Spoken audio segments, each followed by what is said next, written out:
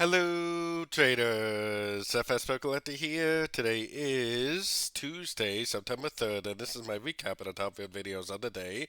And the US dollar came in number 1 today, so we're going to do a quick recap on the 1 hour time frame. If you'd like to see my full top-down analysis on the euro dollar from this morning, make sure you check out the video linked at the end of this video over here. So definitely not a whole lot of price action today on the euro dollar.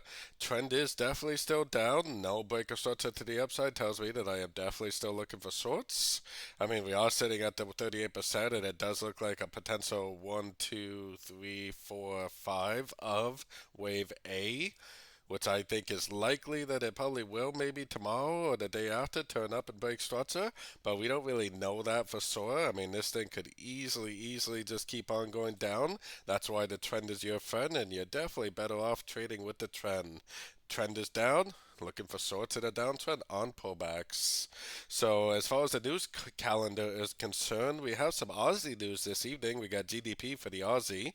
That should be a pretty decent one. Tomorrow we got Canadian interest rate news coming out. They are predicting to lower interest rates 25 basis points tomorrow. So that definitely should do something in the New York session tomorrow.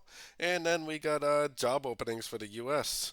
So definitely some things to look out for tomorrow. Tomorrow is Wednesday. Wednesday is normally one of the most volatile days of the week, so definitely some stuff to look out for tomorrow.